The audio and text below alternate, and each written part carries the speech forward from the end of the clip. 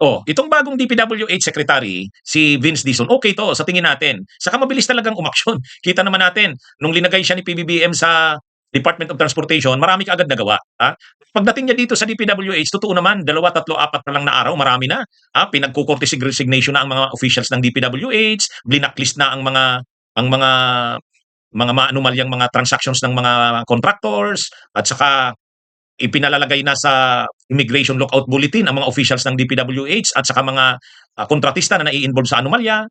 Lahat ginagawa niya ito, mabilisan ang aksyon. Ang tanong, okay, kaya niyang panagutin ang mga kontratista, kaya niyang mapakulong ang mga ito. Okay, ang mga corrupt na officials ng DPWH, kaya niya. Ang tanong, ang mga politiko, kaya niya ba? Kaya bang i-expose nila Vince Dizon ang mga politiko, kongresista, senador na nasa likod ng mga anomalya sa flood control projects? Yan ang hamon sa kanya. Baka hintayin natin kung kaya niya.